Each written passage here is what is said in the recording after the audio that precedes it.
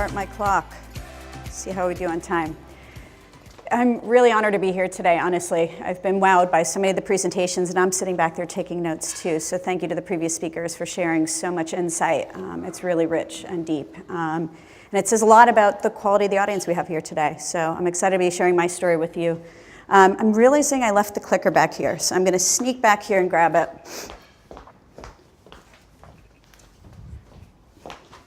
All right, let's get started. I was asked to come and talk about culture, which is really interesting for me because I just started at Glassdoor back in January. So today I'm going to actually be taking you through a little bit about what is culture. We're going to talk about why it matters and why it needs to matter to you, to your teams, and to your business. And then we're going to talk a little bit about, so now that you found it matters, what you can do about it as a product leader. And I'd like to make this engaging, so I'm going to be asking for a little bit of audience participation throughout. When I do, I'd love to receive it. And just to prime the pump a little, though, before I even get into talking a little bit about culture and what I've learned about it since joining Glassdoor, I thought the most authentic way I could actually share with you my insights about culture and what it means to lead in a culture like Glassdoor is to actually start with my own personal journey. So I'll take you through that in a little moment. On the map is Long Island, New York. That is my home, Long Island in the house. People say they're often surprised I don't have as thick an accent as what you hear on TV, but I am still from Long Island. I'm from the South Shore, the little red dot you see on the map. And when I went away to school, I wound up going to a school called Cornell University. Some people call it upstate New York. It's on the western end of upstate New York. It's a beautiful, beautiful campus, and it has a tremendous amount of meaning to me, to my family. It's where I went to school. My grandfather went to school there many, many years before me, obviously. My little sister, my little brother went there, and it's actually where I wound up meeting my husband. And so we've got a lot of roots that take us back to the East Coast and keep us kind of frequenting and not even puddle jumping, country hopping to go between the West Coast and the East Coast. But I now call San Francisco my home, and I've been here since '99. So let's talk a little bit about how I wound up getting here. I went to Cornell in the late 90s, and I was fascinated with the fact that the internet was a new thing. And back then, I didn't really know that there was going to be something called the internet industry. The first year I went to Cornell was the very first year that they hardwired the dorms to have Ethernet access, an actual wire that you could plug in and have always-on internet access. It created this culture within the community of Cornellians where the students 1 year older than me that didn't necessarily have that always-on internet access available to them didn't necessarily use or consume information the same way as my year did. And it created this fascinating kind of sociology happening across the different years of students at Cornell. And I started becoming really fascinated by it. I was a communications major as an undergrad, but I saw this thing happening where technology was genuinely changing the way people communicated. And because my parents were early adopters, I was always emailing with them. And I was fascinated with the fact that my roommates had to be home at certain times of day to take a phone call from their parents. It felt very old school to me. Why weren't their parents emailing? That's what people did. But it was really, really new back then. And with any bit of spare time I had between seasons or in the summertime, I worked for free, sometimes for pay, to get as much internet experience as I could. And I wound up getting a job my senior year going back to Cornell with a startup called Jump.com. I'm sure no one has heard of it. I don't know. I'd be curious if anybody in the room has heard of Jump.com. This is back in 1998. One person. All right, thanks. What Jump was an online personal information manager. So what we were trying to do is to connect you to the internet with your email, your calendar, your contacts, to have them always in sync. We even had Plaxo for the cloud before there was a thing called Plaxo where you could link up your contact information with another person in a handshake and keep that always up-to-date contact info with you. It was pretty revolutionary for its time, and there was a big buying spree by all the internet portals happening around us. We were a group of like 12 Cornell students. Some had just graduated, some were still in school like me, trying to create this phenomenal product. We launched an internet showcase in early '99, and by the end of my senior year, we wound up getting acquired by Microsoft. It was an incredible ride. I learned a lot through that experience, and I really valued the training I wound up having as I joined Microsoft to become part of MSN. I joined with the same exact team that I'd been with all throughout my time at Cornell, and we wound up starting to integrate ourselves into Hotmail. This is a little bit in the internet wayback machine of what Hotmail looked like circa probably, 15 years ago. And we started building an additional PIM-like functionality into Hotmail. We added calendaring, we added more contact information, we added synchronization with your Palm or your PDA device, which is what people had back then before the cloud and your smartphones were in your pocket.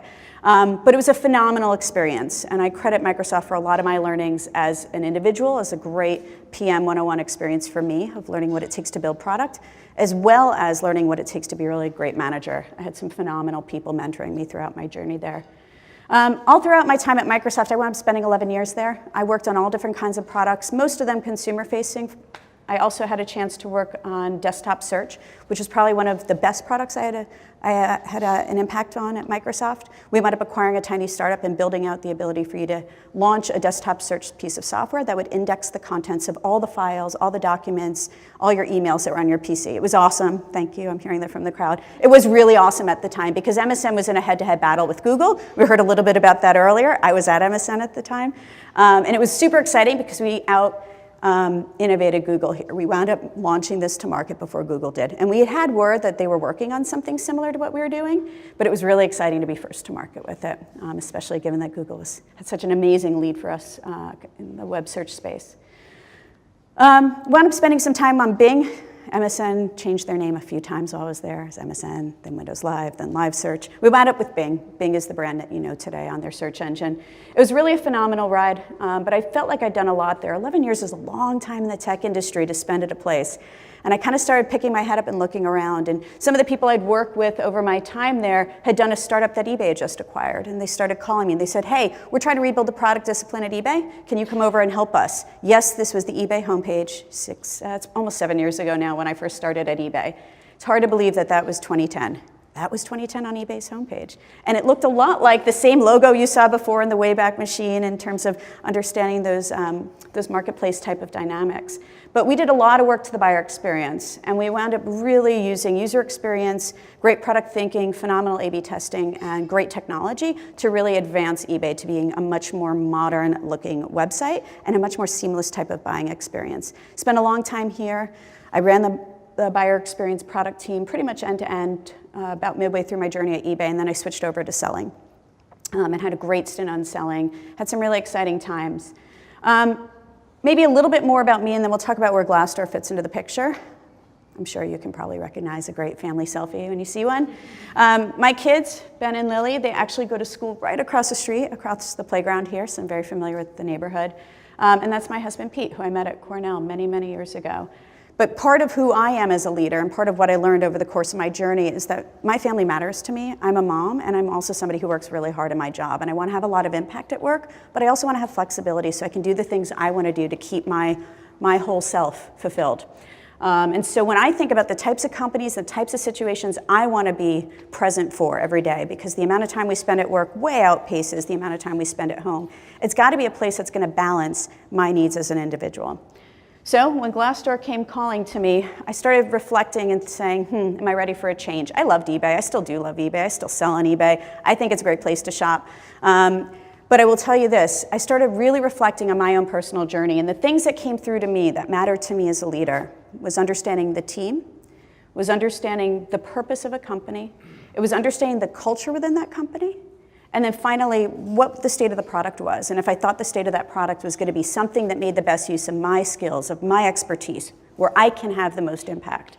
There are really phenomenal product problems out there. I personally am not necessarily going to be the right person to solve all of them.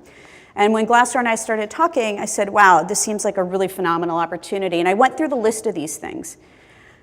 And I compared that with the experience I was having at eBay, and I said, you know, this is a really hard choice. eBay is a phenomenal setup for me. But when it came down to a number of these different factors, the opportunity Glassdoor has as a business and where it was in its product evolution, it became an opportunity I couldn't say no to. So I said yes. And very quickly, as I started at Glassdoor, I started turning my mind to understanding how should I lead at the company that is known for defining what transparency looks like in the workplace. It's kind of a tall order. And it was one of the things I really investigated pretty hardcore when I was evaluating Glassdoor as an opportunity as much as they were evaluating me as a product leader.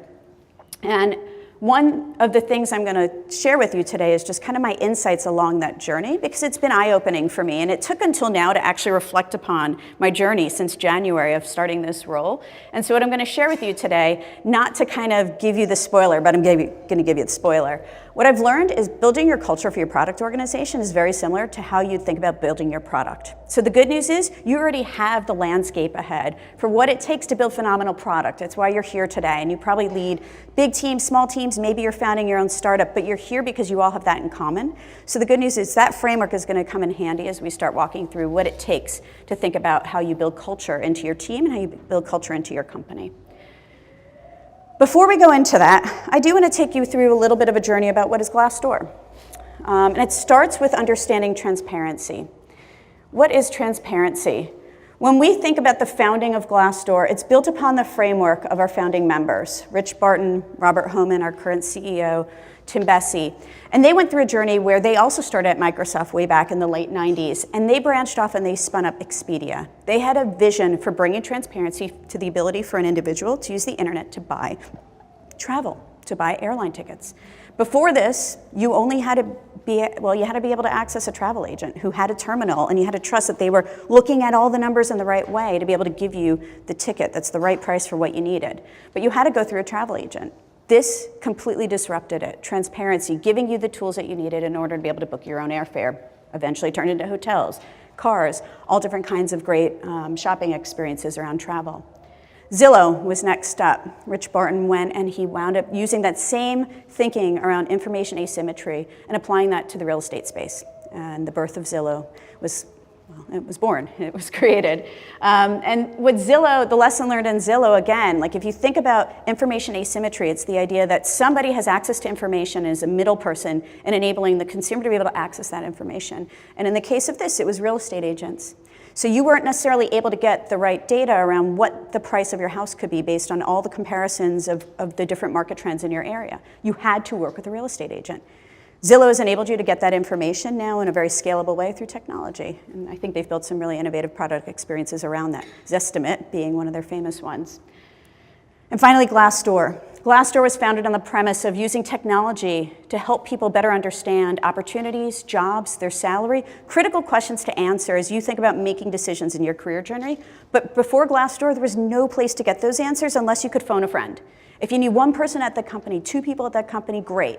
You were hooked up. But that was only going to be through the vantage point of their 2 data points or their 3 data points. Glassdoor has brought all that information online and now enables you to go look anonymously to see what people are really telling you about what it's like to work there in a way that feels very protected. It feels safe. I can actually tell you how I'm feeling, tell you how I'm thinking. I can tell you what I'm actually making in my salary. It's powerful stuff. And that was the vision for Glassdoor. Our mission is to help unify people and companies. It's about helping people and companies connect in ways that are going to be richer and bring great job-seeking experiences to fruition through that match. But the way we do it is by helping people everywhere find a job in a company they're going to love. Having the word love in your mission statement is a really, really, really important thing. For me, it was one of the most powerful things I thought about, and it's something I say probably a dozen times a day at Glassdoor.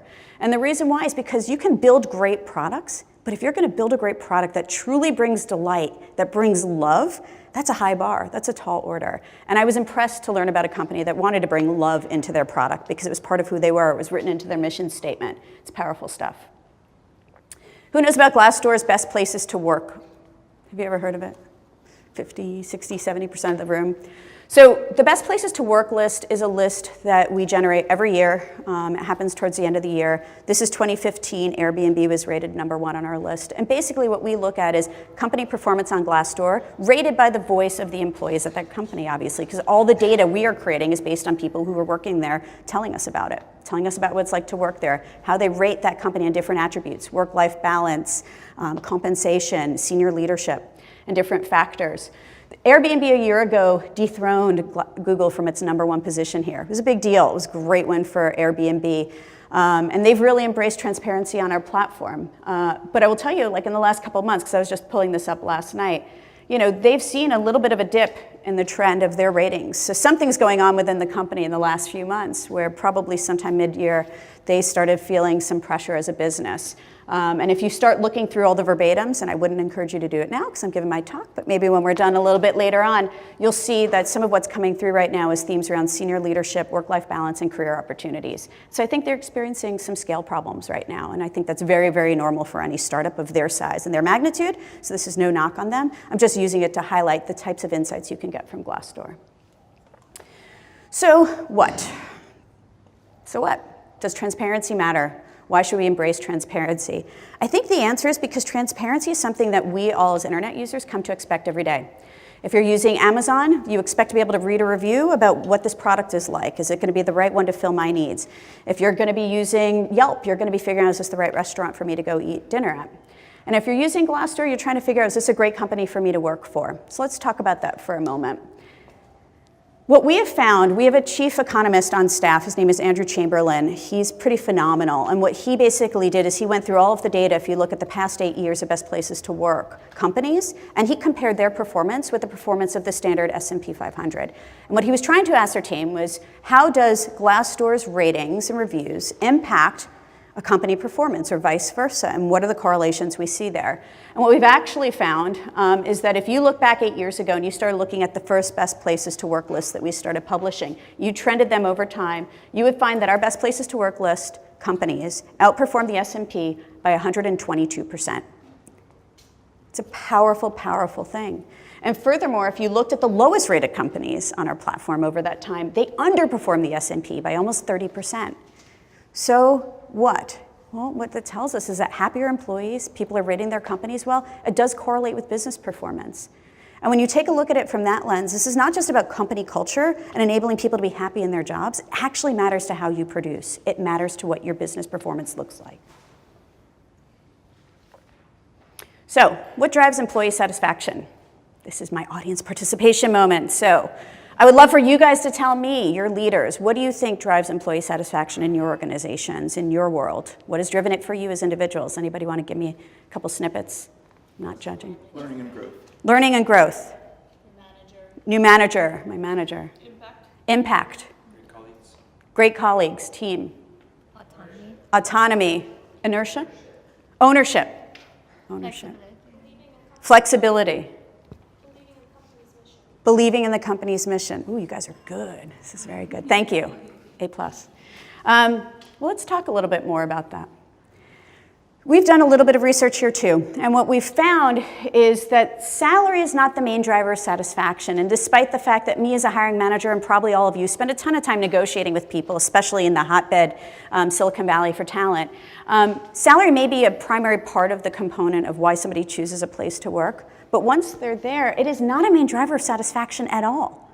And if you take another deeper look at it, culture, values, career opportunities, and senior leadership are the things that people will rate top of the list in terms of the drivers for what makes them happy in their job.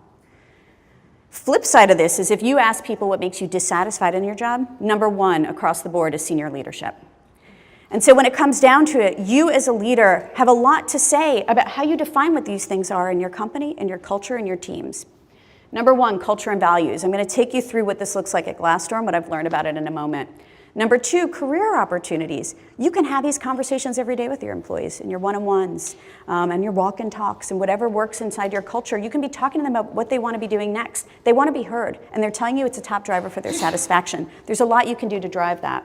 And senior leadership, well, frankly, that's us. And so using a mirror to look at yourself and to reflect on how you are performing as a leader, how your team is performing overall, and what the business performance looks like is really, really critical to company success, and it helps drive a lot of employee satisfaction. So how you take your leadership role and how you use that to help kind of grow your team, grow your business is critical to the success of your team, and it's critical to employee retention as well. The first piece here I wanted to talk about is building a mission-driven culture. I talked to you a moment ago about what is Glassdoor. We talk all the time about the fact that we want to be a company that helps people find jobs in companies they love. But when you use that mirror to reflect upon what it feels like to work there, boy, that bar is freaking high. Like, you must create a culture where people are really, really excited to be there, and they feel engaged, and they feel like their voices are heard, and they feel compelled to have great challenges ahead of them where they can use autonomy to help make great decisions and to drive that business forward. But what we see about it is that when employees do feel like they are connected to the purpose of a company, to the mission-driven culture you are creating, it comes through. 30% higher levels of innovation come through in those companies, and 40% higher levels of retention. So as you think about developing your mission, think about what that means to your business performance. The balance of power shifted from employer to employee, forcing business leaders to learn how to build an organization that engages employees as sensitive, passionate, creative contributors. Josh Bersin is very famous in the HR industry. He's a visionary leader here. He's done a lot of research, he and his team. If this is something you're interested in, I would encourage you to look him up and to follow him, because he is definitely a visionary leader in this space. But when you think about it, what does it mean to create a sensitive, passionate company culture? At Glassdoor, the things we value are what it means for an employee to be able to bring their whole self to work so that we can help them recognize their whole self and then bring that whole self to their job and then balance that with the self that they want to have outside of work. So when it comes down to it, we think about their health, we think about their career opportunities, their community, and then we also provide them with great financial programs as well, because that's part of our agreement with them. Our handshake is to give them fair compensation for the work that they do with us. This is on our careers website. It's also sprinkled throughout our company. You can find it on walls, you can hear it in the way we talk to our employees. So defining that culture, defining those values, those are critical to the success of building a really strong culture within a company. And my experience in transparency at Glassdoor, it looks a lot like this. This was taken at a company huddle a few weeks ago. A company huddle is every 2 weeks. Everyone in the entire company is invited, whether they're over video teleconference, tuning in from their desks, or if they come into a room like this in our cafeteria and they hear it live. But we bring them together to share real transparent information with them. How are we performing? What's going well? What's not going well? What are we going to do about it? What's coming up next? We also use this as a phenomenal way to answer questions or issues that we're hearing about when they write their own reviews about what it's like to work at Glassdoor on Glassdoor. And so number one thing that I think I've learned a lot about was you got to respond to reviews on Glassdoor. You have to be willing to take that leap of faith as a leader and to show vulnerability and humility, to be able to recognize and see and understand what your employees are experiencing, take that for what it is, respond to those reviews in public. We enable for free, you can unlock an employer account on the platform and you can respond to an employee's review on Glassdoor. But we also use other different methodologies to be able to have that ongoing voice with our employee base and to continually share and reshare and retell our stories together as a company. So my real learning here, building culture is basically just like building your product. So coming back to my spoiler at the beginning, here's where we're about to get spoiled. If you think about all the steps you do as a product leader and the different levers you have at your fingertips in order to think about and to ideate and to build phenomenal product, you can use all those same tools as you do to build products that go external to your company or to your team, to help reflect and think about how you build those in your own team and what kind of culture you want to create for a great product organization. Let's talk about it for a minute so we can have some good examples behind us. Number one, develop the product vision. Every great product idea starts with a vision, an idea of what you're trying to achieve. So how do you do that as a leader with your own team? I'm inspired, frankly, by pulling together this presentation because I'm actually setting up an offsite for my own team in about 2 weeks to do our next year planning. And I was like, oh, I'm going to start doing this myself. And so this is going to be me sharing you through my playbook before I've even made it into a playbook. But the thing I'm going to do is I'm going to go back to my team and say, hey, what kind of product organization do we want to be? What are the virtues we hold? What are our values? Who are the things that we want to be known by? And how can we build that into the culture of who we are and how we work as a group? Number two, customer research. Of course, before you launch a product, you're going to go talk to some customers and get their feedback about it. Figure out who are you targeting and who are you not targeting with this product, and where are you going to have that great sweet spot of product market fit. The same thing goes with how you think about hiring and building and assessing your team. You got to make sure you've got the right customers in those seats. Are they the right people in the right roles with the right skills? It's critical to the success of your team. It's critical to have a high bar, and it's critical to stick to it, and also to measure performance fairly along the way. Three, identifying the problems you want to solve. So having a clear sense of what your team is about, who is going to be filling and on the bench for that team, and then thinking about what kind of problems you're going to go solve together. That's a piece of what you'd be building if you were a product person working on building that product. It's the same thing with your own organization. What kind of problems do we need to solve as a group? And getting really open and honest about that as a team, or even with yourself as a leader if you want to do this exercise by yourself, and identifying what those are, I think that's a critical component to building a great product culture. Brainstorming the solutions. This is a great place to engage your employees along the journey. How do you want to think about how you're going to solve some of these challenges together? Put that ownership on them. They are as much a part of this experience as you are as their leader. So what can you do to engage them in that conversation and feel joint ownership around the solutions that you're going to be bringing forth in terms of how you work together as a group? Create goals, success metrics, and then be transparent about what you're doing along the way to achieve them. And if you don't achieve them, by the way, that's okay too. You can make mistakes. We all make mistakes. Acknowledging them is key here. And that's part of the humility around building a really phenomenal culture. Ship your product. Start making changes. See what works, see what doesn't work, and then iterate. Don't get stuck in one way of working. If the process isn't working, make it better. And finally, celebrate your wins. I frequently have to remind myself to do this. As a product person, I'm always optimizing it on to the next challenge. But you need to pause. It's your job as a leader to take that moment in time, take a breath, and recognize the team, recognize the individuals who really gave it their all. They're looking to you to set that tone for the company and to set that bar for what quality looks like. And so make sure you take that chance to celebrate your wins, small and big. Simple thank you emails go a giant long way. And some of the feedback I hear from employees on my team who have managers, I often hear that complaint like, I don't hear thanks enough, or I don't feel appreciated in my job. And that's not true at all.